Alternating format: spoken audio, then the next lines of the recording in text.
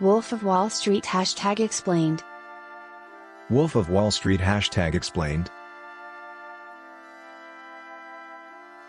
In light of the genuine story of Jordan Belfort, from his ascent to a rich stock specialist enjoying a life of ease and comfort to his fall including wrongdoing, debasement and the central government. In the mid-1990s, Jordan Belfort collaborated with his accomplice Donny Azoff and began financier firm Stratton Oakmont. Their organization rapidly develops from a staff of 20 to a staff of more than 250 and their status in the exchanging local area and Wall Street develops dramatically. Such a lot of that organizations record their underlying public contributions through them. As their status develops, so do how much substances they misuse, thus do their falsehoods.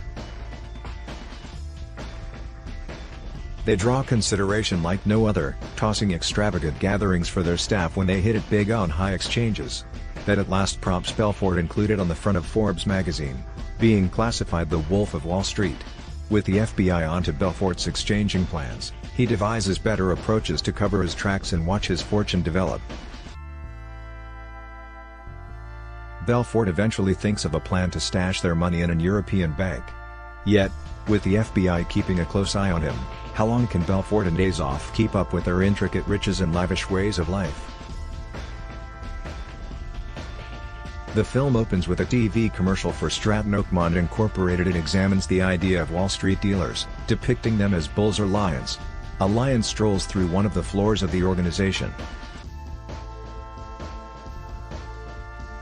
We next see an enormous gathering of dealers playing a game where they toss little individuals onto a board with a $ for a bullseye. Jordan Belfort, Leonardo DiCaprio, then, at that point, presents himself among those playing this game. He lets us know that he is the child of two bookkeepers living in Bayside, Queens.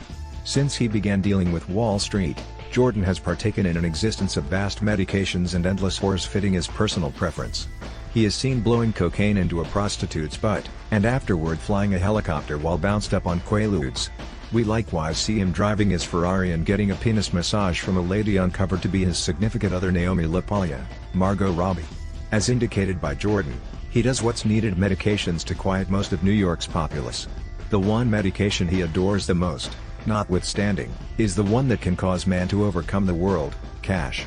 He grunts a line of coke with a $100 greenback, folds it up, and afterward throws it in a wastebasket.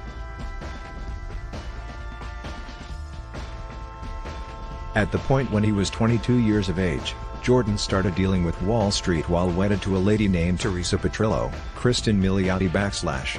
He begins filling in as a representative and he meets his sweet-talking, nice manager Mark Hanna, Matthew McConaughey / alongside another rough and profane co-chief, Peter de Blasio, Barry Rothbard /. Jordan is bewildered at how everyone talks and functions.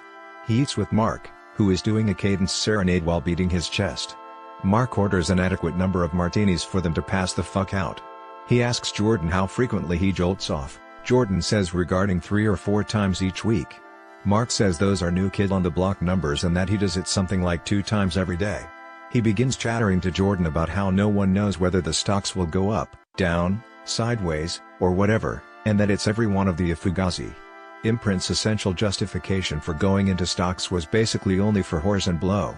He gets Jordan to join in the pass the fuck out.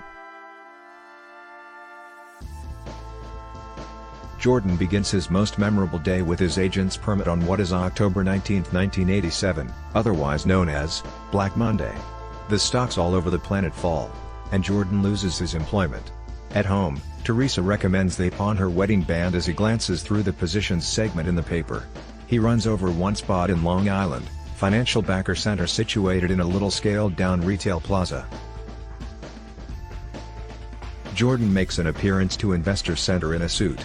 The spot is only a little foundation that scarcely looks proficient, with the vast majority of the merchants dressing nonchalantly and the workplace being a soiled, unkempt work area. Jordan is welcomed by Dwayne Spike Jones, the one who runs the spot. He relegates Jordan to pitch a deal for an organization called Aerotime, a little organization out of a carport in Dubuque, Iowa. Aerotime is likewise a pink sheet, low worth, stock and he will get half of the commission. Jordan calls an expected financial backer about Aerotime. He offers it to him as an immense organization. We're blessed to receive a pic that shows it looking no greater than an instrument shed, yet the manner in which he pitches it draws everyone's consideration. Everyone in the workplace stops how they're paying attention to Jordan, who makes an extremely smooth yet additionally exceptionally proficient attempt to sell something. He prevails with regards to making the deal, and his new associates are intrigued. Following a couple of months, Jordan is bringing in serious cash. He is moved toward in a coffee shop by a tubby bespectacled man with fluorescent white teeth named Donny Azoff, Jonah Hill. He inquires as to whether the Jaguar outside is his vehicle, to which Jordan says okay. Donny says he lives in a similar high-rise as Jordan and notices he works selling kids' furnishings. He asks Jordan how much cash he makes, and Jordan says he made $72,000 the earlier month. Not accepting it, Donny requests to see a compensation stub for $72,000. Jordan hauls one out, and Donny calls his supervisor to let him know he's stopping to go into stocks. Jordan and Donny have drinks at a bar. We discover that Donny wedded his cousin since he could have done without the possibility of any other person attempting to lay down with her. Outside, Donny smokes some rocks and offers some to Jordan. He endures a single shot and gets siphoned, telling Donny they need to go running. Thanks for watching. Stay tuned, and for part 2 subscribe and like.